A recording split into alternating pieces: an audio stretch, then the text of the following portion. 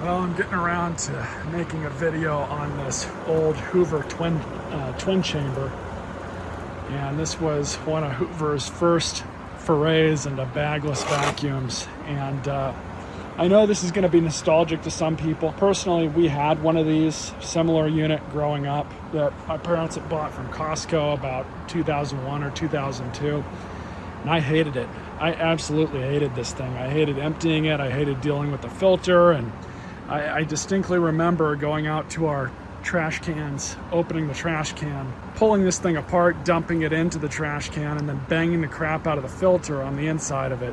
And it would just create a massive dust storm. These were not a well thought out machine. They really weren't. A lot of that had to do with Dyson still having the patents to the cyclone technology at that time. But Hoover, of course, with everybody else, decided they wanted to get into this craze too and come out with vacuums that didn't take bags. Now, obviously, this is not an efficient way to run a bagless vacuum. You need cyclones. You need at least one. Efficiently collect and trap dirt. You can't just have a chamber and then a HEPA filter. This thing gets plugged up really quick. You lose suction really fast. It's pretty obvious where I stand with them. The vacuum itself, if it were bagged, it's just like a Hoover Tempo. They were decent units back then.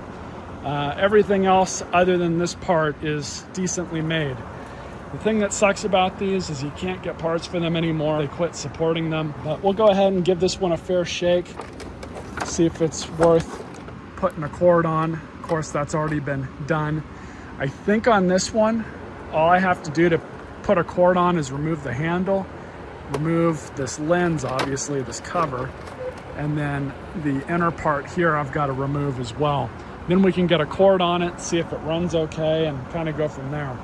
So the first thing we need to do is obviously make sure the motor in this machine is still good. And how we're going to do that is we're going to pull off this handle, as I was just talking about, because we're going to have to patch into this cord.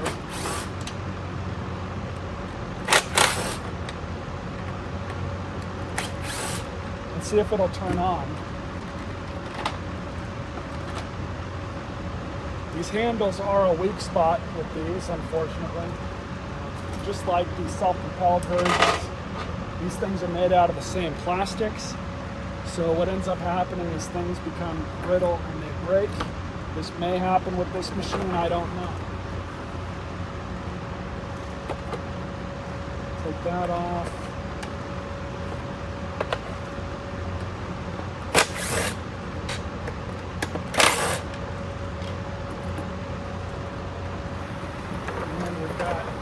Two more here to remove this red part.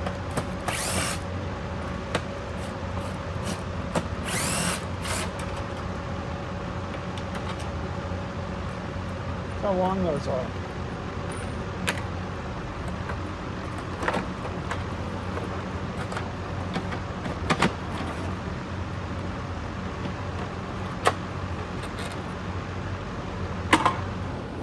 Just pulled out the single screw for this filter cover. This filter is disgusting. We'll clean that off. So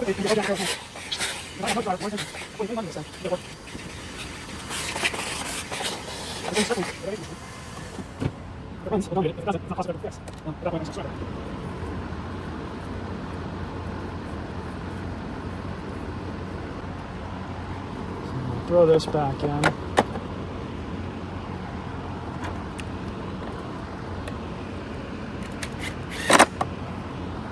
Good enough.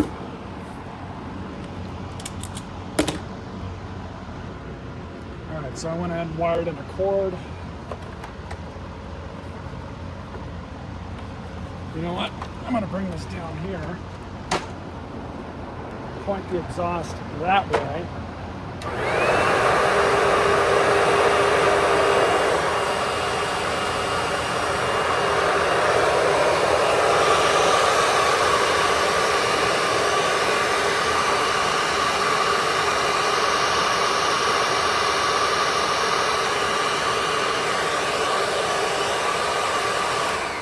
The motor sounds surprisingly good. This filter is done. Look how fat it is. Not supposed to be like that. I do have a better condition filter I pulled out of another machine, so we'll save that one for this one. Let's go ahead and get this back up on the workbench. Got a new cord, a good used cord, I should say. We're gonna go ahead and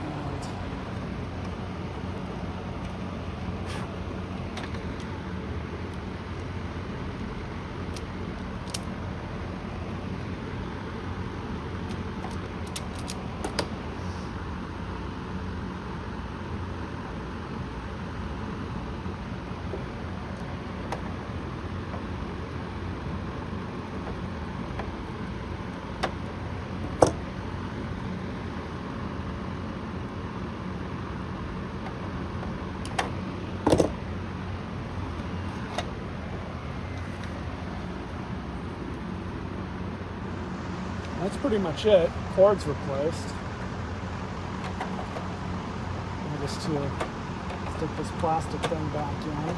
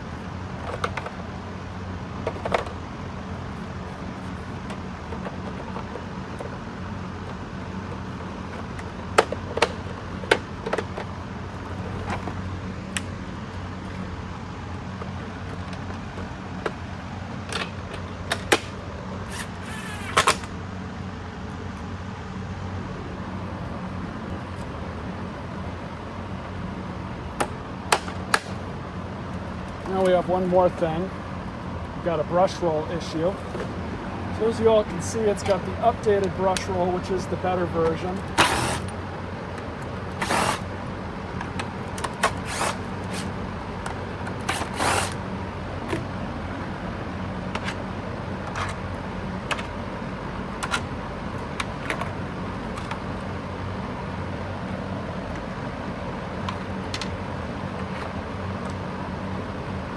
And we've got a broken belt.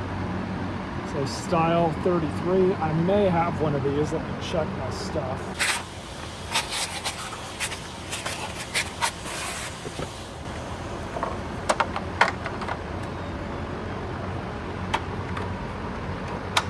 In my hoard of vacuum belts here, I do in fact have a Hoover 33 belt. This is a 385-28033. 385-28033. So this one's still good. These are a really nice brush roll. Probably one of the only meaningful contributions that TTI made with Hoovers. So I'm just going to lift this around the motor shaft, just like that.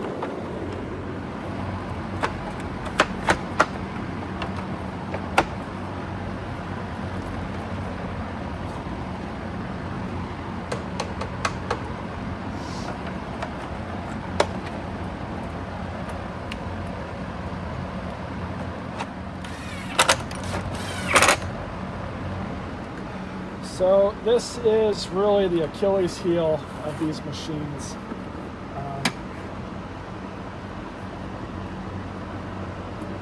I hate screwing with these things.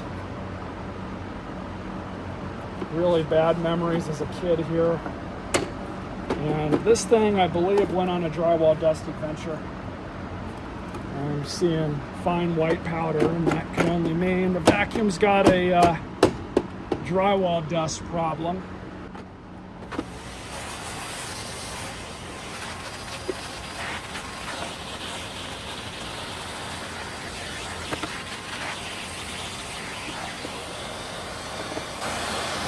These things are horrible.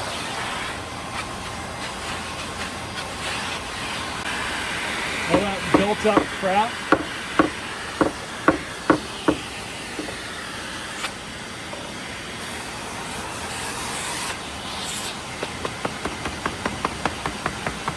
what I'm gonna do is blow this thing out with my air compressor.